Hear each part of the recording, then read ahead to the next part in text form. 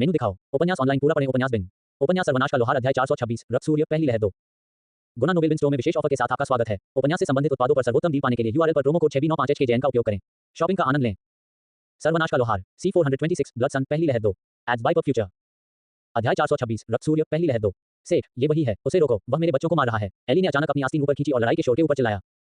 आंखों में आंसू और प्रतिशोध लिए उसने खाई की ओर इशारा किया। नीचे खाई में एक और युद्ध चल रहा था। कीचड़ उन जीवित जानवरों को घेरने और उन्हें निगलने की बेतहाशा कोशिश कर रहा था जो उनके गीले इलाके में घुस आए थे। अधिकांश जानवर पानी में इतने अनाड़ी थे कि वे चिपचिपे अंत्येष्टिकर्ताओं को कोई प्रतिरोध नहीं दे सके। सेठ ने तुरंत पहचान लिया कि वह किसकी बात कर रही थी। अम्लग मिशन छोटा था, सिर्फ 4 मीटर के आसपास, लेकिन उसका आभास भयानक था। जैसे ही उसने देखा, उसने एक स्लिम को फाड़ दिया, जैसे कि वह पेपर मैश से बना हो। ये दुबला पतला और मानव जैसा दिख रहा था, जिसका शरीर कोयले की तरह काला हो गया था। ये वह चीज थी जिसने दूसरे बड़े अम्लग मिशन की आड़ में द्वितीय अवरोध को नष्ट कर दिया था। उन्हें इसे शहर की दीवार और बैरियर तक पहुंचने से रोकना था। सेठ ने एक तीर बनाया और अपनी पीली आत्मा की लौ से इसकी नोक जलाई। उसने राक्षस पर निशाना साधा और गोली चलाई, क्योंकि वह कीचड़ को चीरने में व्यस्त था। तीर धनुष की द्वेषपूर्ण इच्छा से प्रेरित होकर डोरी से निकल गया और सीधे कार्बोनाइज्ड अम्लग मिशन के उठे हुए सिर पर निशाना साधा। आखिरी क्षण में जानवर ने अपना सिर पीछे की ओर फेंका, जिससे तीर उसके कॉलम में घुस गया। उसने एक ऊंची चीख निकाली जो देखने वाले की आत्मा में समा गई और नीली लौ उसके कंधे और गर्दन को जलाने लगी। फिर भी ऐसा प्रतीत होता है कि जानवर में आग के प्रति उच्च प्रतिरोध था, जैसा कि सूर्य भगवान द्वारा आशीर्वाद प्राप्त किसी चीज से अपेक्षित था। का प्रयोग करते हुए लोहार की आवाज युद्ध के शोर में घुस गई। अरे, ये खाई में जल रहा वह जानवर है, इसे दीवार तक मत पहुंचने दो। उसने नायक को सुनाने के लिए चिल्लाया। अगर किसी के पास समय रहते उस जानवर को मारने की शक्ति थी, तो वह आदमी था। बेशक हीरो ही अकेला नहीं था जिसने उसे मारा, और कई लोगों ने कार्बनिक प्राणी के खिलाफ अपने हमलों को लक्ष्य किया। सेठ का अनुमान जल्दी ही सच साबित हुआ, क्योंकि उनके हमलों ने केवल उसे धीमा कर दिया, लेकिन उसका जीवन समाप्त नहीं कर सके। क्या कोई दूसरा टीम सदस्य ऐसा कर सकता था? हो सकता है, लेकिन हीरो ने पहले ही स्क्रीन पर अपनी ताकत दिखा दी थी। उसे वहां से निकाल देना ही सबसे अच्छा था। हॉकर दीवार के दूसरे हिस्से में था जब उसने कवि की आवाज सुनी। वह दौड़ता हुआ आया और ऐसा लगा कि जब उसने देखा कि हर कोई क्या लक्ष्य बना रहा था, तो उसे तुरंत स्थिति समझ में आ गई। Ads by future. वह युद्ध की दीवार पर चढ़ गया, एक रुख अपनाया और अपनी तलवार तैयार की। सेठ ने सुनिश्चित किया कि वह जिस रिकॉर्डर को प्रभावित कर सकता था, उसे वह दृश्य मिल गया। हॉकर की तलवार एक उज्ज्वल पवित्र प्रकाश में चमकने लगी, एक सफेद लेजर की तरह दिखने वाली। उसने इसे घुमाया और प्रकाश की एक ब्लेड भेजी। यह कोई खास हुनर नहीं था, कोई भी व्यक्ति जो इसे सीखता, वह ऊर्जा ब्लेड भेज सकता था। यहाँ तक कि सेठ भी, लेकिन यह एक हीरो की ऊर्जा ब्लेड थी और इसकी शक्ति को देखना दर्शकों के लिए मुश्किल था। कम से कम तब तक जब तक ये समामेलन से नहीं टकराया। ब्लेड इतना तेज था कि वह लगभग एक बीम की तरह लग रहा था और उस प्राणी को, जिसे कोई दूसरा हमला रोक नहीं पाया था, कमर से काट दिया गया। फिर कौशल की गहनता उसके प्रभाव में दिखाई दी। यह न केवल कमर पर बल्कि शरीर के साथ साथ कई विकर्णों में भी काटा गया था। नतीजा यह हुआ कि गहरे काले कार्बनयुक्त मिश्रण को कई दर्जन टुकड़ों में काट दिया गया, जो अभी भी गिर रहे थे एक ऊर्जा ब्लेड द्वारा। सेठ को यकीन था, ये नायक का गंभीर हमला था। यहाँ तक कि हॉकर भी अब तक खुद को रोके हुए था। कार्बोनाइज्ड अम्लग मिशन की मृत्यु इस पहली लहर के लिए अंत की शुरुआत थी। नीचे मौजूद कोई भी अम्लग मिशन शहर की दीवार को नहीं तोड़ सका। वे खाई में फंस गए और कीचड़ के हमले और दीवार से हमलों के बीच नीचे गिर गए। कीचड़ से भरे खेत मालिक को खाई में घूरते देखकर उसने उसके कंधे को थपथपाया। एली, मुझे खेद है कि तुम्हारे बहुत सारे स्लाइम मर गए। ओह, चिंता मत करो, देखो वे पहले से ही अपनी संख्या पुनः प्राप्त कर रहे हैं। खाई को देखते हुए सेठ देख सकता था कि नीचे तैरते हुए शवों को मारने के लिए कीचड़ तेजी से काम कर रहा था। राक्षस बड़े हो गए थे और विभाजित होने लगे थे। अधिक से अधिक कीचड़ दो भागों में विभाजित हो गए, जिससे उनकी संख्या दोगुनी हो गई। अब पहले से भी ज्यादा कीचड़ थे। क्या बर्बादी है! तुम मेरे जैसे महान व्यक्ति के साथ ऐसा कैसे कर सकते हो? इस मुझे इतना स्वादिष्ट भोजन कीचड़ में बर्बाद होते हुए देखने के लिए मजबूर करना आइविसन ने कराते हुए कहा। मुझे भी शामिल होने दो। ठीक है, अगली लहर पर या कुछ और। पहली लहर के शांत होने के बाद पुल को नीचे उतारा गया। सैनिकों और जादूगरों की टीमें द्वितीय अवरोधों को फिर से स्थापित करने के लिए शहर से निकल गईं। वास्तव में कोई नहीं जानता था कि कितनी लहरें आएंगी या अंतराल कितने होंगे। सेठ ने कार्यवाहक कमांडर से सुना था कि रक्त सूर्य के दौरान सबसे अधिक लहरें साथ थीं, जो आखिरी बार थी। यह उन लहरों में से आखिरी थी जिसने शहर की दीवारों को लगभग गिरा दिया था।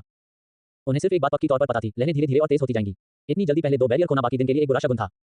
Ads by future. ब्रेक का उपयोग करते हुए सेठ ने फील्ड किचन का दौरा किया, जहां सैनिक भोजन, पानी और आराम करने के लिए आ सकता था। बेंचों पर बैठे हुए उसने फेल्स को देखा और उसे लगा कि वह लॉर्ड क्यूलिस है। वे अच्छे नहीं लग रहे थे। सब ठीक है? उसने पूछा और उन दोनों के पास गया। ओह सेठ, लॉर्ड क्यूलिस, ये सेठ है, हमारा कवि। चिंता मत करो, हमने बस थोड़ा ज्यादा मेहनत कर ली है। नमस्ते युवा, मैंने सुना है कि तुम एक राक्षस कवि थे। तुमने लहर के दौरान क्यों नहीं गाया? मैंने सुना है कि यह तो बस शुरुआत है। मैं कुछ कार्ड अपनी आस्तीन में रखना चाहता था। मुझे नहीं लगता कि मैं अकेला हूं। सेठ ने जवाब दिया, दूसरों की ओर इशारा करते हुए जो पीछे रह गए। उदाहरण के लिए हीरो। पिछले कुछ महीनों में सेठ ने ओर से कुछ और स्थिर गीत सीखे थे। वे क्राफ्टिंग भाग की तुलना में उसके काम के बारीक तत्व के अनुरूप थे। डेमोनिक स्मिथिंग बैलेज विशिष्ट उच्च श्रेणी के राक्षसों और शैतानों के आशीर्वाद पर बहुत अधिक निर्भर थे। हालांकि ज्यादा बारीक गाने संगीतकार के कौशल पर निर्भर थे और शैतानी शुगर डैडी की संगीत शक्ति को चैनल करने पर कम। वे अपने प्रदर्शन में बहुत ज्यादा स्थिर थे, खासकर और के साथ। हालांकि वे आमतौर पर ज्यादा मन और मानसिक ऊर्जा भी खर्च करते थे। कुछ लोगों ने सुनने वालों से भी अपनी शक्ति प्राप्त की, लेकिन वे कम थे और दूसरों को मजबूर करने के अनुरूप नहीं थे। इस वजह से सेठ ने अपनी गति सुनिश्चित की। हाँ, ठीक कहा, मुझे तुम्हारा सोचने का तरीका पसंद आया। अगर मैं कर सकता तो मैं भी यही करता। बुरा शैतान हंसा। खाना खाते समय उन्होंने बातचीत शुरू कर दी। बूढ़े दानव के अनुसार ये पहली लहर अब तक देखी गई सबसे शक्तिशाली लहर थी। कुछ भी न रो पाने के बावजूद वह बाहरी और द्वितीय अवरोध को बचाने में कामयाब नहीं हो पाया था। लेकिन तुम तो एक राक्षस हो, अगर हालात खराब हो जाएं तो क्या तुम यहाँ से नहीं जा सकते थे? सेठ ने पूछा जब उनकी बातचीत इस बात पर आ गई कि राक्षस इतनी मेहनत क्यों कर रहा था। मैंने एक अनुबंध पर हस्ताक्षर किए हैं। बूढ़े आदमी ने आह भरी। राक्षस हमेशा अपने अनुबंध पूरे करते हैं, मिस्टो ने बीच में कहा। बात बस इतनी सी है कि मैंने अपने काम को कम करके आंका था, क्यूलियस ने असहाय होकर कहा। मिस्टो ने दुख जताते हुए कहा, हम केवल यही उम्मीद कर सकते हैं कि अगली लहरें और अधिक खराब न हो। Ads by future. अपना खाना खत्म करने के बाद सेठ 3 गुंडों मार्सेल, एल्जा और ड्रॉ की तलाश में निकल पड़ा। झुंड को कम करने के लिए जिम्मेदार राक्षसों को पहले से ही थका हुआ देखकर उसे दिन भर के लिए बहुत आत्मविश्वास नहीं मिला। तीनों मजबूत थे, लेकिन वे दूसरों की तरह ज्यादा नहीं थे। अगर चीजें बिगड़ती तो बेहतर होता कि वह उन्हें अपने साथ रखता। रास्ते में वह रिच से टकराया, जो सैनिकों के एक समूह से बात कर रहा था। गुलाम बनाने वाला अपने समर्थकों को अलग अलग जगह पर रखने के लिए दीवार के एक अलग हिस्से में था। यहाँ तक कि सबसे शक्तिशाली समर्थक के रूप में उसकी शक्तियों की भी अपनी सीमाएं थीं और वह दीवार पर सभी योद्धाओं का समर्थन नहीं कर सकता था। लोहार ने दास प्रबंधक को चेतावनी देने से पहले एक क्षण सोचा। अमीर गुलामों का सौदागर सदमे में काम उठा और फिर धीरे से पीछे मुड़ा। हालांकि जब रिच ने उपकरण खरीदे और उसे चुकाने में महीनों लगा दिए, तब वे दोनों अच्छे से साथ रह रहे थे, लेकिन वह अच्छी तरह जानता था कि जब उसने बोझ में सेठ के दोस्तों पर घात लगाकर हमला किया तो उसने बेवकूफ हीरो का पीछा करके गलती की थी। हाँ, सेठ, ये सच था कि सेठ की उसके बारे में अच्छी राय नहीं थी, लेकिन इसका मतलब यह नहीं था कि वह ऐसी चेतावनी को नजरअंदाज कर देगा जो उसकी जान बचा सकती थी। चिंता मत करो, मैं बस तुम्हें सावधान करने आया हूँ। ऐसा लगता है कि इस बार का रक्त सूर्य उससे भी ज्यादा भयानक हो सकता है जिसके बारे में हमने सुना था। राक्षस किसी समय अपनी सीमा तक पहुंच सकते हैं। बस सतर्क रहो और जब कुछ घटित हो रहा हो तो पीछे मत हटो। रिच ने जो कुछ सुना था उसे सोचते हुए उसकी पलकें झपकने लगी। हाँ हाँ ठीक है, धन्यवाद, ओल्जन ने कहा, लेकिन सेठ पहले से ही तीनों की तलाश जारी रखे हुए था। वे मिनास मार्ग का हिस्सा नहीं थे, लेकिन अपने पिछले अनुभव के कारण सेठ उन्हें विश्वसनीय मानता था। यहाँ तक कि भरोसेमंद भी। वह नहीं चाहता था कि वे किसी चीज में बह जाएं। उसने तीनों को शहर की दीवार के एक अलग हिस्से में स्थित एक अन्य रसोई घर में बैठे हुए पाया। सेठ, तुम यहाँ क्यों आए हो? मासिल ने सूखा एक घूंट निगलने के बाद उसका अभिवादन किया।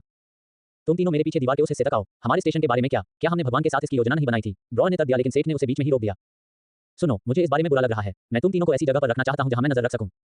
देखिए, सिर्फ इसलिए कि आपको अंदाजा है। हम छोड़ो ब्रॉ, हम आ रहे हैं। मासिल ने उसे रोका। वह और एल्जा लोहार का पीछा करने के लिए पहले ही खड़े हो चुके थे। तुम क्या कर रहे हो? क्या तुम सच में सिर्फ इसलिए जा रहे हो? ब्रॉ, मैं तुम्हें एक अच्छी सलाह दूंगा। इस आदमी की आशंकाओं पर ध्यान दो। हम जा रहे हैं। भिक्षुक एक क्षण के लिए हिचकिचाया, फिर वह भी खड़ा हो गया और सेठ के पीछे दीवार के उस हिस्से तक चला गया। वे ठीक समय पर दीवार पर पहुंच गए। दूसरी लहर के लिए अलार्म बज चुका था और द्वितीय अवरोध को फिर से स्थापित करने वाली टीमें शहर में वापस आ गईं। एड्स बाय फ्यूचर को फायदा नाम तक और अधिक अध्याय लाने में हमारी सहायता करें। संपर्क क्रॉस साइट मैप दान करें। मेनू दिखाओ। उपन्यास ऑनलाइन पूरा पढ़ें। उपन्यास बिन। उपन्यास सर्वनाश का लोहार अध्याय 427 रक्त सूर्य लहर। गुना नोबेल बिन स्टोर में विशेष ऑफर के साथ आपका स्वागत है। उपन्यास से संबंधित उत्पादों पर सर्वोत्तम डील पाने के लिए यूआरएल पर प्रोमो कोड 6B95HKJN का उपयोग करें। शॉपिंग का आनंद लें। सर्वनाश का लोहार C427 blood sun the wave. Ads by future. अध्याय 427 रक्त सूर्य लहर। पिछली लहर के आने के 1 घंटे से भी कम समय बाद अगली लहर क्षितिज पर दिखाई दी। सेठ ने अपना सबक सीख लिया था और उसने दूर से लहर को देखने के लिए अपने पेंडेंट के कौशल का उपयोग नहीं किया। बहुतों को राहत मिली कि दूसरी लहर पहली लहर से बहुत कमजोर थी। बिजली हालांकि कमजोर थी, लेकिन विशाल अम्लग्मेशन को नए बनाए गए द्वितीय अवरोध तक पहुंचने से पहले ही गिराने में कामयाब रही। ढाल टिकी रही और वे दूर से हमला करके दूसरी लहर को खत्म करने में सफल रहे। पहली लहर का खौफनाक अनुभव किसी सपने जैसा था। मैं इस हद तक पहुंच गया था कि सेठ को पफल्स को बाहर जाने का कोई कारण नहीं दिख रहा था। देखो, कुछ भी बुरा नहीं हुआ, ब्रॉ ने आखिरी जानवर के गिरने के बाद सेठ के अनुमान पर टिप्पणी की। लोहार ने कहा, दिन अभी खत्म नहीं हुआ है। वह बादलों के पीछे लाल खाई में घूरता रहा और उसकी भावनाएं और भी बदतर होती गईं। अन्यथा हंसमुख कवि को इस तरह गंभीर देखकर भिक्षु चुप हो गया। आखिरकार वह सही था। अभी सुबह का समय था, दोपहर भी नहीं हुई थी। आप लोग यहीं रुकें, मुझे किसी से बात करनी है, सेठ ने कहा और दीवार से हट गया। उसे इधर उधर पूछना पड़ा और आखिरकार बंदरगाह पर ह्यूबर्ट मिल गया। दीवारों पर पसीने और डर की बदबू की तुलना में समुद्री हवा एक अच्छी ताजगी थी। आयामी व्यापारी ने देखा और मुस्कुराया जब उसने पहचाना कि वह कौन था। तुम्हें भी ऐसा ही लगता है ना? सज्जन ने मुस्कुराते हुए पूछा। ये स्पष्ट था कि उसका क्या मतलब था। व्यापारी के पास शायद सेठ जैसा ही हुनर या कोई वस्तु थी। ठीक है, कुछ होने वाला है। क्या तुम तैयार हो? लगभग। मैंने पहले ही 5 जहाजों में से 3 बेच दिए हैं जो भगवान ने मुझे हस्तांतरित किए थे। चौथा बेचने के बाद मेरे पास एक जादुई जहाज के लिए पर्याप्त धन होगा, वृद्ध सज्जन ने उत्तर दिया। सेठ ने सिर हिलाया। हालांकि वे वास्तव में एक दूसरे को नहीं जानते थे, लेकिन ये छोटी सी बातचीत यह सुनिश्चित करने के लिए पर्याप्त थी कि उनके इरादे एक जैसे हैं। Ads by future. अंत में उसे संत और कैड मिल गए। वह उन दोनों को चेतावनी देना चाहता था और यह सुनिश्चित करना चाहता था कि वे जहाज पर सवार हैं। हालांकि उसकी चिंताएं जरूरी नहीं थी। दोनों के पास एक जैसी अंतर्ज्ञान था और वे सतर्क रहने से असहमत नहीं थे। अल्पविराम। तीसरी लहर अंदर आ रही थी और यह पहली लहर से कमजोर नहीं थी। एक बार फिर मास की सेना का सामना बिजली के एक क्षेत्र से हुआ, लेकिन पर्यवेक्षक ये देखे बिना नहीं रह सका कि बादल की आग पहले से कमजोर हो गई थी। हालांकि यह अभी भी 50 मीटर से अधिक ऊंचे जानवरों के टॉवर को गिरा रहा था, लेकिन लाशें युद्ध के मैदान में ढेर हो गई थी। कुछ को तो मरने के लिए कई बार करने पड़े। भारी संख्या में भारी अम्लग्मेशन द्वितीय अवरोध तक पहुंच गए और उसे ऐसे चीर दिया जैसे वह गीला चावल का कागज हो। जैसे ही द्वितीय अवरोध टूटा, युद्ध के मैदान में एक अजीब सी चीख गूंज उठी और द्वितीय अवरोध की जगह एक दूसरा प्रकाश क्षेत्र और एक सुनहरी दीवार ने ले ली। उसी समय दुष्वप्न का एक प्राणी आसमान में दिखाई दिया। दर्जनों गाड़ियों की लंबाई वाला एक विशालकाय व्यक्ति युद्ध के मैदान पर उड़ रहा था। एक कीट की तरह, शायद एक सेंटीपीड, लेकिन एक खोल के साथ जेट की तरह सफेद और लंबे लटे पर सुनहरे रंग के रंग। 3 जोड़ी नीली आंखें चमक उठी और उसने केंद्रित सुनहरे प्रकाश की एक किरण उगल दी। हमले ने कई सम्मेलन को साफ-साफ काट दिया। सिर्फ अखास के सैनिक ही नहीं, बल्कि उर्फ के दल के सदस्य भी हैरत में पड़ गए। क्या पफल्स फिर से उगाए? तलवारबाज मासिल ने पूछा, लेकिन कोई जवाब नहीं आया। जिस व्यक्ति से उसने पूछा था, वह ऐसी भाषा में गाना गाने में व्यस्त था जिसे वे समझ नहीं पा रहे थे, लेकिन ये सीधे सुनने वाले हर व्यक्ति को एक विदेशी शक्ति का संचार करता था। कवि के इर्द-गिर्द की दीवारों में सैकड़ों सैनिक लाल धुंध में लिपटे हुए थे, क्योंकि उनके हमले अधिक उन्नत और शक्तिशाली हो गए थे। अगर हम इसी तरह खेलते हैं, तो गोरी संत बेटे की आवाज सुनी जा सकती थी। जिस महिला ने प्रकाश का धूसर क्षेत्र बनाया था, जिसने बदसूरत दुश्मनों को धीमी गति के बिंदु तक धीमा कर दिया था, उसने एक रानी को भी बुलाया था। जैसे ही आकाश का खौफनाक जीव नीचे उतरा, उसने सबसे बड़े सम्मेलन में से एक का गला घोंट दिया और सीधे उसका सिर काट दिया। एक विशालकाय सुस्ती युद्ध के मैदान में प्रवेश कर गई। संत का पालतू जानवर, हालांकि बड़े आकार के दुष्वप्न ईंधन की तुलना में कई गुना कम प्रभावशाली था, उसने भी हाथापाई की लड़ाई में प्रवेश किया। विशाल पंजों ने उन सभी तत्वों को काट दिया जिनके खिलाफ वह खड़ा था, जिससे वे आंशिक रूप से पत्थर बन गए और धीमे हो गए। जब सुस्ती लड़ रही थी और आतंक ने कहर बरपाया, चुपचाप एक जिन भी अखाड़े में घुसाया था। उसने रेत के तूफान को बुलाया जिसने धीमे दुश्मनों की हड्डियों से मांस को पीस दिया। जबकि अन्य लोगों ने झुंड को कम करने के लिए अपने पालतू जानवरों और परिचितों को भेजा, नायक सीधे दीवार से नीचे कूद गया और लड़ाई में प्रवेश किया। सेंटीपीड के लेजर की तरह नायक की ऊर्जा ब्लेड ने उन विशालकाय राक्षसों को काट डाला जो अंतिम बाधा के लिए खतरा थे। जब बाधाओं पर खतरे खत्म हो गए तो जिन, सुस्ती और नायक वापस लौट आए, लेकिन सेंटीपीड वहीं रहा। मैदान पर ऐसा कुछ भी नहीं था जो बख्तरबंद ट्रेन को नुकसान पहुंचा सके, क्योंकि वह जमीन पर दौड़ रही थी और सूरज से शापित चारे को बड़े चाव से निगल रही थी। Ads by future. द्वितीय अवरोध तब तक कायम रहा जब तक तीसरी लहर दूर से की गई गोलीबारी और भूखे कैटरपिलर के सामने गिर नहीं गई। ये वो दृश्य थे जिन्हें एक जल पुरुष अपने लिविंग रूम में सोफे पर बैठकर देख रहा था, कोना के केंद्र में एक हवेली में। उसके चेहरे से अचार गिर चुका था और उसके फेस मास्क की क्रीम बहुत पहले ही सूख चुकी थी। ये डेल्टा की शक्ति है, प्रिंस मूर ने खुद से कहा। वह कई अलग-अलग स्क्रीन वाले कमरे में बैठा था, जहां उसे उर्थन टीम के हर सदस्य के दृष्टिकोण का पता था। क्राउन प्रिंस द्वारा उर्थ के कारोबार को संभालने के बाद मूर ने खुशी-खुशी जिम्मेदारी छोड़ दी और कोना की यात्रा पर चले गए। उस समय उन्हें नहीं पता था कि उर्थ इस बार के मूल्यांकन में भाग लेंगे। हालांकि मूर को यकीन था कि क्राउन प्रिंस के गड़बड़ करते ही बड़े लोग उसे वापस उर्थ में फेंक देंगे। ये समय आने पर तैयारी करने के लिए एक अच्छी बात थी। वह निश्चित रूप से स्क्रीन से भरे इस कमरे में ट्विंकल और स्नैक्स के कटोरे के साथ नहीं बैठा था, क्योंकि वह रियलिटी टीवी का बिल्कुल दीवाना था। वह नहीं था। अन्य स्क्रीन जो दूसरी टीमों के प्रत्येक सदस्य के हर दृष्टिकोण को दिखाती थी, वे भी शोध के लिए थी। बस स्थिति में कि उसे किसी दूसरी दुनिया में भेज दिया जाए। अल्पविराम। क्रोना में एक और कम खर्चीली जगह पर शॉन का दिल उसकी छाती से बाहर निकलने वाला था। वह लंबे समय से इतना खुश नहीं था। रक्त सूर्य एक शानदार घटना थी और रेटिंग्स पूरे बोर्ड में आसमान छू गईं। पूरा साम्राज्य अपनी स्क्रीन पर चिपका हुआ था और मूल्यांकन टीमों को इस भयानक प्रलय में जीवित रहने के लिए संघर्ष करते हुए देख रहा था। हालांकि केटी क्वीन में मौजूद सभी दलों में से उर्थ का दल सबसे दिलचस्प था। वे अकेले ऐसे दल थे जिन्होंने न केवल जीवित बचे लोगों को ढूंढा था, बल्कि शहर की पूरी घेराबंदी में भी शामिल हुए थे। और उन्होंने शॉन ने इस टीम के कई सदस्यों के लिए प्रसारण अधिकार सुरक्षित कर लिए थे। उनका चैनल सबसे ज्यादा कोटेशन के साथ फल फूल रहा था, यहाँ तक कि इंपीरियल स्ट्रीम से भी ज्यादा। जबकि स्लाइम रेंजर पहले से ही एक दिलचस्प किरदार था, अन्यथा साधारण बात भी आखिरकार हरकत में आ गया। किसने सोचा होगा कि उसका पालतू जानवर खुद उस आदमी से कई गुना ज्यादा प्रभावशाली था। अल्पविराम। क्यूलिस अपने टॉवर पर खड़ा था और क्षितिज की ओर देख रहा था। बूढ़े दानव ने अपने दांत पीस लिए। किसने सोचा होगा कि लहरें इतनी भारी होंगी? क्या कहीं और कोई शहर गिर गया था, जिससे और अधिक भीड़ आकाश की ओर बढ़ गई थी? विदेशी की शक्ति भी आश्चर्यजनक थी। क्या वह भी कुछ छिपा रहा था? उसे इस वेब में कोई जबरदस्त प्रतिभा महसूस नहीं हुई थी। इसमें कुछ भी संदिग्ध नहीं था, क्योंकि उसने विदेशियों के साथ आए युवा दानव के साथ बादल भट्टी की शक्ति को निर्देशित किया था। बादल भट्टी एक ऐसी संरचना थी जो न केवल बादलों को इकट्ठा करती थी, बल्कि उनकी शक्ति को भी संग्रहित करती थी। फिर इसे केवल संचालकों की आवश्यकता थी, जो संग्रहित शक्ति को मंत्रों में निर्देशित करते थे।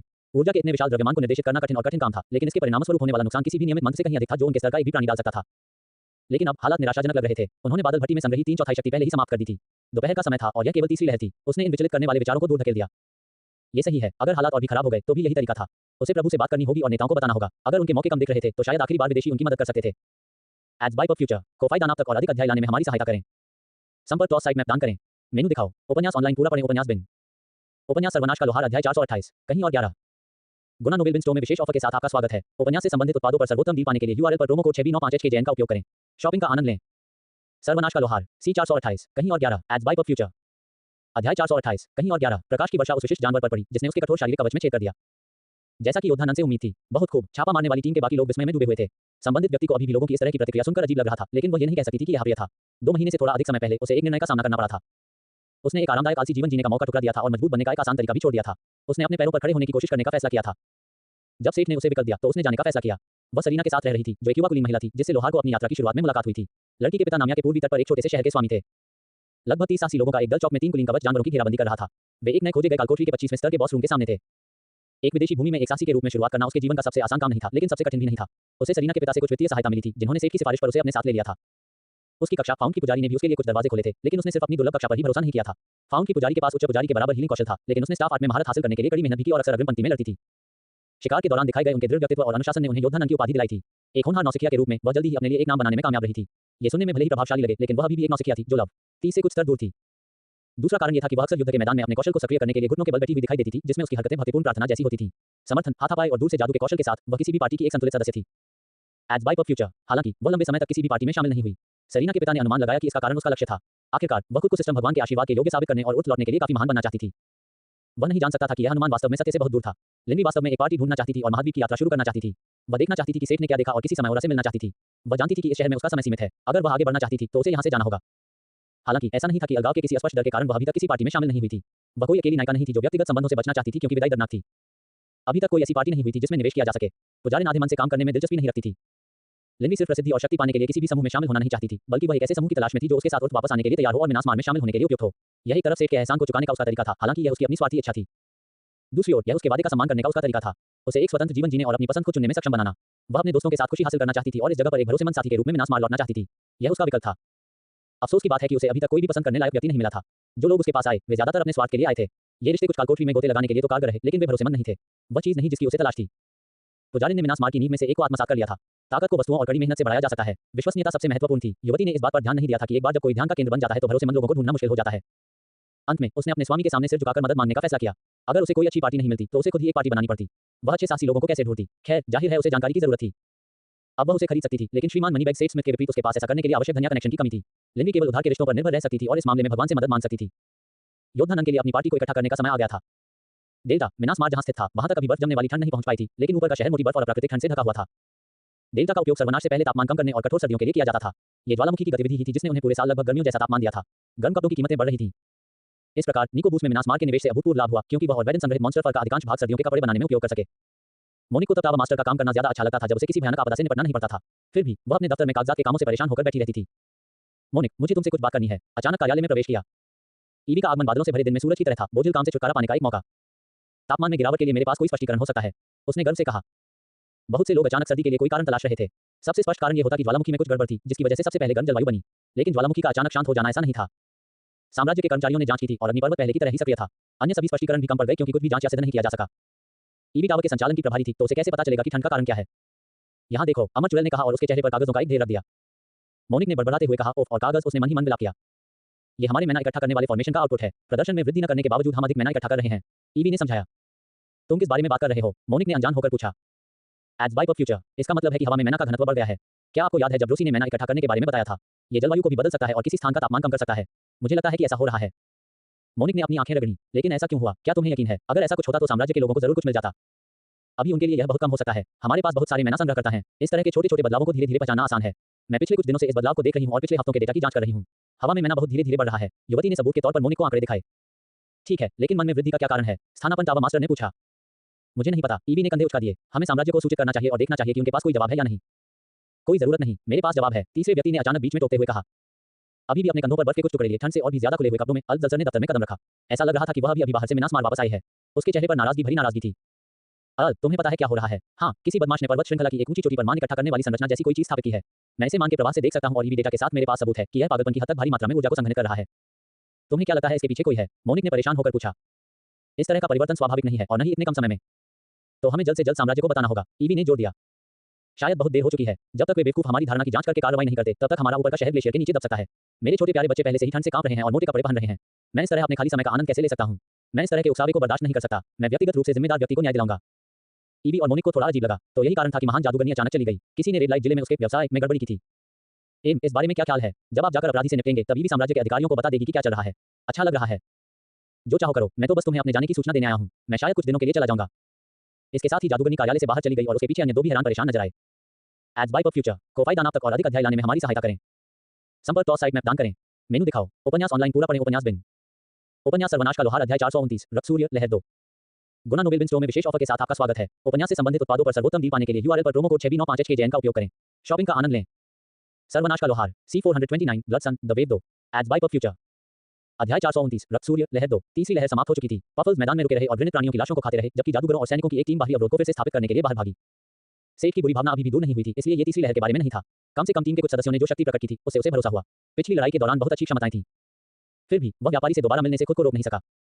ये हो गया। ह्यूबर्ट ने तुरंत उसे उसके प्रश्न का उत्तर बताकर उसका अभिवादन किया। सेठ एक पल के लिए रुका, लेकिन फिर से जाने से पहले गंभीरता से सिर हिलाया। अगर वह व्यापारी के पास बार-बार जाता तो ऐसा लग सकता था कि वे कोई योजना बना रहे थे। इसके बाद सेठ ने फिर से संत और कैद से मिलना चाहा, लेकिन उन्हें खोजने से पहले ही अलार्म बज गया। चौथी लहर पहले ही क्षितिज पर आ चुकी थी। टस्क वह जल्दी से दीवार की ओर लौटा, जहां उसकी मुलाकात एली, एल्जा, मार्सेल और ड्रॉ से हुई। भगदड़ की गड़गड़ाहट से दीवार भी हिल गई। एक पलटा में उसने दुश्मन पर एक नजर डालने के लिए अपने ताबीज की शक्ति का इस्तेमाल किया। लोहार को तुरंत अपने किए पर पछतावा हुआ। जब पहली लहर थी तो ये तो गंदगी की सुनामी थी। ऊपर के टॉवर पर बूढ़े और जवान दानव ने एक बार फिर अपना नृत्य शुरू कर दिया, ताकि बिजली के साथ भयावहता का स्वागत किया जा सके। पफल्स, जिसने अपनी भूख मिटा ली थी, बाहरी अवरोध के पीछे एक आलसी ड्रैगन की तरह फैला हुआ था। एबिसर अपने शिकारों का इंतजार कर रहा था। वह यहाँ से आगे की यात्रा के लिए एक अच्छा भंडार इकट्ठा करना चाहता था। पफल्स के लिए ये सिर्फ भोजन जुटाने का एक प्रयास था। अल्पविराम। कुलस ने क्षितिज की ओर गंभीरता से देखा। यह उसकी अपेक्षा से भी बदतर था, लेकिन निराशाजनक नहीं। यदि विदेशी खिलाड़ी पिछली लहर की तरह ही इसमें भी उतना ही प्रयास करते, तो वे इस बार भी सफल हो सकते थे। पब फ्यूचर द्वारा विज्ञापन। 3 लहरों के बाद युवा दानव मिस्टो के साथ उसका समन्वय बहुत बेहतर हो गया था। उन्होंने प्रकृति की शक्ति को निर्देशित किया और कई महान सम्मेलनों को आसानी से नष्ट कर दिया। दूर से लहरें भयानक लग रही थीं। बादलों के आवरण में प्रवेश करने पर वे केवल दिखावटी निकली और कोई सार नहीं था। वे शक्तिशाली दिख रहे थे, लेकिन तीसरी लहर के मुकाबले वे कहीं कमजोर थे। क्यूलिस ने अपनी उम्मीदें जगाई, लेकिन वे टूट गईं और दानव निराशा की गहराइयों में गिर गया, लेकिन कुछ ही पल बाद सभी बड़े सम्मेलन गिर गए थे, लेकिन बाहरी अवरोध फिर भी एक बुलबुले की तरह फूट गया। जिस क्षण बार का विशाल राक्षस हमलावर दुश्मन से मिला, उसने अचानक अपने सामने पंखे के आकार के बंदरगाह को वाष्पीकृत कर दिया और फिर उड़कर आकाश में शरण ली। क्या हो रहा था? दानव को अपना सबसे बुरा सपना तभी देखने को मिला, जब छोटे-छोटे फ्राई सेंटीपीड के बीम अटैक से जलकर दूर चले गए। मुक्त किए गए क्षेत्र में छोटे काले मानवरूपी जीव बिखरे हुए थे। इस दूरी से वे कार्बनयुक्त सम्मेलन के समान ही थे, लेकिन वे छोटे और अधिक संख्या में थे। वे बड़े-बड़े टुकड़ों के बीच छिपे हुए थे। लहर में ऐसी रणनीति कब से आ गई? आखिर वे सारे दुश्मन कहां से आ गए? घटनाओं के इस अनुचित मोड़ का सामना करते हुए उसका दिमाग अस्त-व्यस्त हो गया। वर्तमान ऊर्जा बादल भट्टी के लिए उन सभी को जलाने के लिए पर्याप्त नहीं थी। विदेशियों के लिए कुलस ने युद्ध के मैदान की ओर देखा। बेन हॉकर नामक व्यक्ति पहले ही दीवार से उतर चुका था और उन जीवों पर हमला कर चुका था जो उस समय सेंटीपीड के सुनहरे अवरोध पर हमला कर रहे थे। हालांकि ये स्पष्ट था कि अवरोध लंबे समय तक टिक नहीं पाएगा। जैसे-जैसे वे सम्मेलन को मिटाते गए, उनके बीच केवल और अधिक कार्बनयुक्त मानव प्रकट हुए। अन्य विदेशी भी इसमें शामिल हो गए, एक-एक करके अपने छिपे हुए पते प्रकट करने लगे। कभी पुजारी गुलाम बनाने वाला सेना को अज्ञात ऊंचाइयों तक ले जाने में अपनी शक्ति दिखा रहे थे। और इसी तरह वे लड़ते रहे। 1 घंटा, 2 घंटा, बाधाएं टूट जाएंगी, दिवस डाले जाएंगे, बाधाएं फिर से डाली जाएंगी। क्यूलिस को फिर से उम्मीद जगने लगी, शायद अगर वे तब तक टिके रहे। 3 घंटे, 4 घंटे, जानवर आखिरकार सेकेंडरी बैरियर पर खड़े हो गए और उसे तोड़ दिया। कोई कितना भी ताकतवर क्यों न हो, किसी न किसी समय वह थक ही जाता है। निराश क्यूलिस ने पाया कि बफ की आवृत्ति कम हो रही है, उनका प्रभाव कमजोर हो रहा है। बादल भट्टी में संग्रहित शक्ति लगभग समाप्त हो चुकी थी। वे ऐसा कर सकते थे यदि लहर अभी समाप्त हो गई होती। ये क्यों नहीं समाप्त होगी? क्या यह उनके प्रतिरोध का सूर्य देवता का उत्तर था? क्या उन्होंने अपनी सभी तुच्छ शक्तियों को एक साथ इकट्ठा करके उन्हें हमेशा के लिए कुचल दिया था? नहीं, वह इसे स्वीकार कर सकता था। उनके पास अभी भी एक मौका था। उसकी नजर निर्दयी हो गई। हाँ, अभी भी एक आखिरी तुरुप का पता है। बूढ़े दानव ने अपने बगल में बैठे युवा की ओर देखा। उसे अपना दिल कठोर करना पड़ा। यहाँ से आगे कोई और रास्ता नहीं था। अल्पविराम। अचानक आसमान में बिजली का एक बोल्ट पफल्स पर गिरने ही वाला था। नायक भी बड़ी मुश्किल से बिजली के प्रहार से बच पाया। सेठ ने टॉवर की तरफ देखा तो उसने देखा कि क्यूलिस ने मिस्टर फेलिस की पीठ पर चाकू से वार किया है। धुंध का दानव चिल्लाने में असमर्थ था, या यहाँ तक कि कोई हरकत भी नहीं कर पाया, क्योंकि उसका शरीर कणों में बदल गया था और ऊपर बादलों में समा गया था। चलो भागो, सेठ अचानक चिल्लाया। उसने तुरंत वीना को छोड़ दिया और खुद एक तरफ कूद गया। वीना उसके बगल में तैरने लगी और उसकी धुन बदल गई। बार-बार चेतावनी दिए जाने पर उसके आसपास के लोगों ने प्रतिक्रिया स्वरूप उस स्थान से जहां वे खड़े थे अचानक दूर भागने लगे। जब उसने पीछे देखा तो उसे कम से कम 3 सैनिक हाथ में खंजर लिए हुए और चेहरे पर हताश भाव लिए हुए दिखाई दिए। इससे पहले कि वह कुछ कर पाता, किसी और ने कार्रवाई शुरू कर दी। मां को मत छुओ। इमुगी ने पालतू स्थान से छलांग लगाई और आसपास के सैनिकों पर एक ठंडी लहर से प्रहार किया। उसने एल्जा से जो शक्तिशाली बर्फ का जादू कॉपी किया था, उसने सभी को अपनी जगह पर जमा दिया। हर कोई यहां आओ, सेठ ने चिल्लाया, जबकि ओज ने दुश्मन को और धीमा करने के लिए एक धुन बजाई। एली जो पास ही थी उसने भी चुपके से हमला करने से बचकर भाग लिया। सेठ से मिलने से पहले उसने जल्दी से अपने सभी स्लाइम को पीछे हटने का आदेश दिया, जिससे खाई खाली हो गई। जब तीनों बदमाश उनके साथ शामिल हुए तो सेठ ने अपनी जायंट रॉड निकाली और डेजर्ट स्टॉर्म का इस्तेमाल किया। रेत और हवा की एक भयानक दीवार ने समूह को घेर लिया, जिससे सभी दृश्य अवरुद्ध हो गए। ब्रॉड ने परेशान होकर पूछा, अब हम क्या करेंगे? अखास के लोगों को अचानक धोखा देते देखकर वह काफी परेशान हो गया था। चिंता मत करो, मैं अकेला नहीं था जिसे बुरा पूर्वाभास हुआ था। ह्यूबर्ट ने पहले से ही भागने का रास्ता तैयार कर रखा था। सेठ ने जल्दी से दीवार पर एक जादुई घेरा बनाते हुए समझाया। पब फ्यूचर द्वारा विज्ञापन, तुम क्या कर रहे हो? क्या वे किसी समय इस तूफान से नहीं बच पाएंगे? एली ने भी थोड़ा घबराते हुए पूछा। अगर वे ऐसा करेंगे तो मैं उन्हें उड़ा दूंगा, टेडजेल ने बहादुरी से घोषणा की। उन्होंने कहा, कोई चिंता नहीं, मेरे पास एक योजना है। अगले ही क्षण सभी ने उसे समूह के मध्य दीवार पर चमकती रोशनी का एक गोला गिराते देखा। सेठ निर्दयी होना भी जानता था। अल्पविराम, पागल क्यूलस ने गुस्से में आकर अपनी योजना को विफल होते देखा। अब उन्हें बादल भट्टी के लिए पर्याप्त ऊर्जा कैसे मिलनी चाहिए थी? युवा दानव पर्याप्त से बहुत दूर था, लेकिन जैसा कि उम्मीद थी वह आम नागरिकों से कहीं बेहतर था। अगर वे एक ही बार में दूसरे को मार पाते तो बादल भट्टी पूरी तरह भर जाती। पूरी तरह से भरे बादल भट्टी के साथ वह कर सकता था बकवास, यहाँ तक कि वह बेकार गुलाम प्रबंधक भी मुश्किल से हमले से बच पाया। नहीं, अभी भी चीजें खत्म नहीं हुई थी। वे अभी भी उन्हें पकड़ सकते थे। ठीक है, भले ही कुछ बच गए, वे बाकी को आम लोगों से भर सकते थे। सिर्फ 3 या 4 और लोग बादल भट्टी को आधा भर सकते थे। वे बाकी लोगों से मिलकर बना सकते थे। सिर्फ 1/3 आबादी और भगवान ज्यादा लोगों की बलि देने के लिए राजी नहीं होंगे। क्या वे ऐसा करेंगे? मौत का सामना करने पर वे राजी हो जाएंगे। वह इजाजत क्यों मांगेगा? ये भी तो उसकी जिंदगी का सवाल था। हाँ, वह जरूर मांगेगा। क्यूलस अपने विचारों के चक्रव्यूह में उलझा हुआ था और कुछ भयानक अपूरणीय कार्य करने ही वाला था कि तभी उसे किसी अन्य व्यक्ति ने रोक दिया जो भयानक अपूरणीय कार्य कर रहा था। बादलों की गड़गड़ाहट और जानवरों की दहाड़ के साथ तीसरी आवाज भी सुनाई दे रही थी। पत्थरों के टूटने और रेत के पीसने की आवाज। शहर की दीवार में बड़ी-बड़ी दरारें पड़ गई थी और उसका एक हिस्सा रेत के तूफान में लिपटा हुआ खड़ा हो गया था। शहर की दीवार के मलबे से पत्थर, गारा और रेत का एक विशालकाय जीव उभरा। राक्षस ने रेत के आवरण में लिपटे उस जीव को शहर में कूदते हुए देखा, जिससे शहर की दीवार के ऊपरी आधे हिस्से में एक बड़ा छेद हो गया। क्यूलस सिर्फ देखता रह गया जब तक उसका ध्यान एक भयानक चीख की आवाज पर नहीं गया। उसने आसमान की ओर देखा और भयभीत होकर देखा कि एक विशालकाय दुष्वप्न सेंटीपीड उस पर हमला कर रहा था। क्या वह बदला लेने के लिए आ रहा था? हालांकि जब वह अभी भी जानवर को घूर रहा था तो उसे अपनी छाती में एक चुभन भरा दर्द महसूस हुआ। नीचे देखने पर उसने देखा कि उसकी छाती से एक खूनी पंजा निकल रहा है। मुझ में कभी कोई राक्षस नहीं था, यह आखिरी बात थी जो उसने सुनी थी। दुनिया में अंधेरा छाने से पहले बूढ़े राक्षस को एक क्षण के लिए गर्दन में दर्द महसूस हुआ। पब फ्यूचर द्वारा विज्ञापन, कोफाई दानव तक और अधिक अध्याय लाने में हमारी सहायता करें। संपर्क टॉस साइट मैप दान करें। मेनू दिखाओ। उपन्यास ऑनलाइन पूरा पढ़ें। उपन्यास बिन। उपन्यास सर्वनाश का लोहार अध्याय 430 गोलेम पागलपन। गुना नोबेल बिन स्टोर में विशेष ऑफर के साथ आपका स्वागत है। उपन्यास से संबंधित उत्पादों पर सर्वोत्तम डील पाने के लिए यूआरएल पर प्रोमो कोड 6B95HK का उपयोग करें। शॉपिंग का आनंद लें। सर्वनाश का लोहार C430 गोलेम पागलपन एड्स बाय पब फ्यूचर। अध्याय 430 गोलेम पागलपन। ये वही था जिसके बारे में लोहार ने बात की थी। बुरा पूर्वाभास सच हो गया था। उसने खुद बिजली गिरने और एनर्जी खंजरों से घात लगाने के कई प्रयासों को चकमा दिया था। बूढ़े दानव के विश्वासघात से क्रोधित होकर उसे छोड़ने का कोई कारण नहीं दिखाई दिया। टॉवर पर चढ़ते हुए उसने पाया कि दानव का ध्यान कवि के विशाल पालतू जानवर की वजह से भटक गया था और उसने उसे खत्म करने के लिए अपने मौके का इस्तेमाल किया। उसके नुकीले दांतों ने राक्षस की गर्दन को चीर दिया, सिर को अलग कर दिया, केवल एक पतली त्वचा को छोड़कर फिर भी उसे शरीर से जोड़े रखा। जब वह अपने काटे हुए हिस्से को चबाती और निगलती थी तो हड्डियां और उपास्थि चकती थी। ये पहली बार था जब उसने दानव का स्वाद चखा था और इसका स्वाद भयानक था। राक्षस लड़की ने अपने मुंह में जो कुछ बचा था उसे थूक दिया और शहर की ओर देखा। जिस सेंटीपीड का शिकार चुराया गया था वह पीछे मुड़ गया और शहर में चल रहे विशाल रेतीले तूफान का पीछा करने लगा। वह बड़ी मुश्किल से विशालकाय गोलेम को देख पा रही थी जो बंदरगाह की ओर आगे बढ़ रहा था। उसने पुजारी को भी अपनी विशालकाय सुस्ती पर सवार होकर दूर से रेत के तूफान का पीछा करते हुए देखा। नायक युद्ध के मैदान में व्यस्त था और पीछे हटने का कोई संकेत नहीं दिखा रहा था। गुलाम बनाने वाले का कोई पता नहीं था। हालांकि जब उसने युद्ध के दृश्य को देखा तो शहर की दीवार में छेद हो गया था। प्राथमिक अवरोध अस्थिर रूप से टिमटिमा रहा था। उसने देखा कि जैसे जैसे सैनिक टावर की ओर देख रहे थे उनकी आंखों में निराशा बढ़ती जा रही थी। जहां वह अभी भी खड़ी थी और राक्षस की लगभग कटी हुई लाश उसके हाथ से चिपकी हुई थी। क्यूलस की मौत का मतलब था कि उनकी उम्मीद खत्म हो गई थी। क्लाउड फर्नेस में कोई ऑपरेटर नहीं था और उनका क्लाउड कवर खत्म हो जाएगा। कैट को अपनी गलती का एहसास हुआ। शायद लोहार के पास राक्षस के खिलाफ कोई कदम न उठाने के अपने कारण थे। उसे जल्दी करनी थी। राक्षस लड़की ने संत की नकल करने और रेत के बादल का पीछा करते हुए बंदरगाह की ओर जाने से पहले नायक को एक आखिरी नजर दी। उसने गोलेम के पीछे टेढ़े मेढ़े आकार देखे। नाविक आश्रय स्थलों पर चले गए थे। वे कौन थे? खतरे के बावजूद वह अपनी जिज्ञासा को रोक नहीं पाए और देखने के लिए करीब आ गई। जैसे जैसे रेत का तूफान आगे बढ़ा आकृतियां और स्पष्ट होती गईं। पत्थरों और ईंटों से बने ये जीव दिखने में घिनौने लग रहे थे। 5 मीटर तक की ऊंचाई वाले विशालकाय शरीरों पर मानव और पशु के सिर और लंगड़े चिपके हुए थे। Ads by PubFuture. राक्षस ने इन चीजों को आश्चर्य से देखा लेकिन वे मूर्ति की तरह स्थिर खड़ी रहीं। क्या ये लोहार का काम था? वह कल्पना नहीं कर सकती थी कि वह क्या योजना बना रहा था। शायद अगर वह यहीं रहती तो उसे अधिक समझ आ जाती, लेकिन उसने बंदरगाह की ओर जाने का निर्णय लिया। अल्पविराम, अरे तुमने तो दीवार का एक पूरा हिस्सा ही उखाड़ दिया। क्या वे खत्म नहीं हो गए? एली ने भी उतनी ही उत्साहित और हैरान होकर पूछा। समूह चलती हुई विशालकाय चीज के सिर पर खड़ा था और मुश्किल से उस चीज के कंधे देख पा रहा था। बाकी सब कुछ रेत के तूफान में छिपा हुआ था। गोलेम का शरीर शहर की दीवार से निकली रेत और ईंटों से बना था। यह एक शुद्ध अनुप्रयोग था क्योंकि इस तरह का निर्माण उसके गोलेम शूरवीरों की तुलना में कहीं अधिक आसान और तेज था। हालांकि यह बहुत कम लागत वाला था। इस जानवर को संभव बनाने के लिए उन्होंने कम से कम 40 मध्यम आत्माओं से बनी एक बड़ी आत्मा खर्च की थी। ब्रॉन ने चिंतित होकर पूछा, हालांकि उन्होंने हमें मारने की कोशिश की, क्या ये थोड़ा ज्यादा नहीं है? जब लोगों ने उन्हें धोखा देने की कोशिश की तो वे हताश हो गए थे। भले ही वे किसी से दुश्मनी रखते हों, लेकिन नागरिक निर्दोष थे। उन्होंने सिर्फ कोशिश ही नहीं की। मिस्टर मर चुका है। एली ने उसे सही किया और यही हाल उसे मारने वाले का भी है। नागरिकों का इससे कोई लेना देना नहीं है। ब्रॉन ने जोर देकर कहा। हे भगवान, झगड़ा बंद करो। तुम ऐसा कह रहे हो जैसे मैंने उन सभी को मौत की सजा सुना दी है, सिर्फ इसलिए क्योंकि दीवार से एक टुकड़ा गायब है। दिन के बस कुछ ही घंटे बचे हैं। जब तक वे अपने आश्रयों में रहेंगे लोग ठीक रहेंगे। देखो, मैं इसके बाद की स्थिति से निपटने के लिए कुछ उपायों पर भी काम कर रहा हूं। सेठ कोई राक्षस नहीं था। गोलेम के सिर पर बने गठन का उपयोग करते हुए वह युद्ध के मैदान से एकत्रित की गई आत्माओं से गोलेम आत्माएं बनाता रहा। तूफान की आड़ में उसने अजीब और अनोखे गोलेम की एक छोटी सेना तैयार की। यह कोई सही योजना नहीं थी क्योंकि उसे नहीं पता था कि वे कितनी अच्छी तरह काम करेंगे। गोलेम आत्मा का त्वरित निर्माण एक लाभ था, हालांकि जटिल समायोजन के बिना दक्षता भयानक थी। बंदरगाह के रास्ते में उसने अपने द्वारा एकत्र की गई आत्माओं में से एक तिहाई को जला दिया, जिससे 100 गोलेम को रक्सूर्य के दौरान आश्रयों की रक्षा करने के निर्देश दिए गए। Ads by PubFuture. Golem पर बैठे समूह ने हैरानी से अपने पीछे आती छोटी विचित्र आकृतियों को देखा। अगर दीवार पर तैनात सैनिक अपना काम करते हैं तो मुझे यकीन है कि अखाज आज नहीं गिरेगा, जिसका मतलब है कि वे जितना बच सकते थे उससे ज्यादा समय तक जीवित रहे। अगर हम यहाँ नहीं होते तो वे तीसरी लहर के दौरान गिर जाते। सेठ ने समझाया और गोलेम बनाते रहे। क्या राक्षस के मर जाने से बादल छट नहीं जाएंगे? मासिल ने आकाश की ओर देखते हुए सोचा। मुझे नहीं लगता कि वह मर चुका है। हालांकि बिजली गिरना बंद हो गई है, लेकिन बादलों में कमजोरी के कोई लक्षण नहीं दिख रहे हैं। मुझे नहीं लगता कि वह राक्षस सचमुच मर चुका है, भले ही हमारी नरभक्षी लड़की ने उसका सिर काट दिया हो। एल्जा ने अपनी शंकाएं बताईं और आसमान की ओर इशारा किया। ये सच था, बादल का आवरण गहरा और स्वस्थ था। देखो, उनके मौके अच्छे हैं, चिंता करने की कोई जरूरत नहीं है, चलो यहाँ से निकल चलते हैं। एली ने निष्कर्ष निकाला। फिर हमें और भी जल्दी करनी होगी, इससे पहले कि वह दानव हम पर बिजली फेंकना शुरू कर दे। दीवार पर सैनिकों के व्यस्त होने और आश्रयों में नागरिकों के होने के कारण शहर खाली था। गोलेम बिना किसी बाधा के बंदरगाह की ओर बढ़ गया, सिवाय इसके कि थोड़ी बहुत संकरी गलियों से गुजरते हुए बाईं और दाईं ओर इमारतें ढह रही थीं।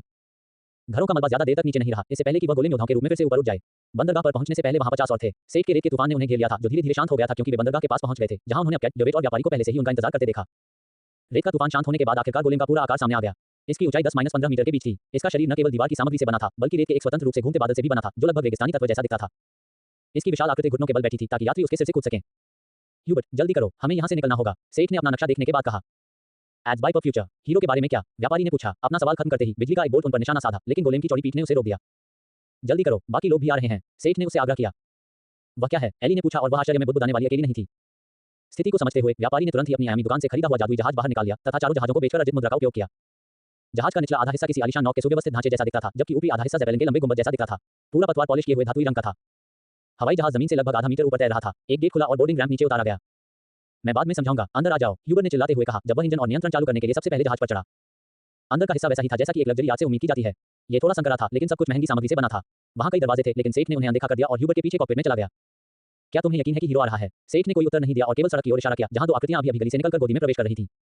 क्या ये हमारी सवारी है? हमें छोड़कर मत जाओ, जल्दी करो, मिस्टर हॉकर, गुलामों के मालिक ने पुकारा। वे हीरो बीन हॉकर थे, जिन्होंने राजकुमारी की तरह घायल गुलामों के मालिक रिच को गोद में उठा रखा था। उसी समय बंदरगाह पर बिजली की एक और चमक से रोशनी फैल गई, जिसे गोलेम ने रोक लिया। सेठ ने चिंतित होकर पूछा, क्या बिजली गिरने से कोई समस्या होगी? ये शर्म की बात होगी अगर वे उड़ान भरने के तुरंत बाद ही गिर गए। ठीक है, मैंने यही सोचा था, जहाज जादू और बिजली से सुरक्षित है। ठीक है, हम तैयार हैं। एक बार जब सभी लोग जहाज पर सवार हो जाएंगे तो मैं शुरू कर सकता हूँ। जिस क्षण नायक ने रिच के साथ जहाज में प्रवेश किया, ह्यूबर्ट ने प्रवेश द्वार बंद करने का प्रयास किया, लेकिन सेठ ने अचानक उसका कंधा पकड़ लिया और उसे रोक दिया। बस एक क्षण रुको, उसने कहा, लेकिन उसकी आंखें सामने किसी और चीज पर केंद्रित थीं। ठीक है, हम शुरू कर सकते हैं। कुछ ही क्षण बाद उसने अपना मन बदल लिया। थोड़ा असमंजस में पड़े व्यापारी ने कंधे उचकाए और जहाज स्टॉप कर दिया। उसकी ऊंचाई बढ़ गई और वह खुले समुद्र की ओर उड़ने के लिए तैयार हो गया। एज बाय पर फ्यूचर को फायदा नाप तक और अधिक अध्याय लाने में हमारी सहायता करें।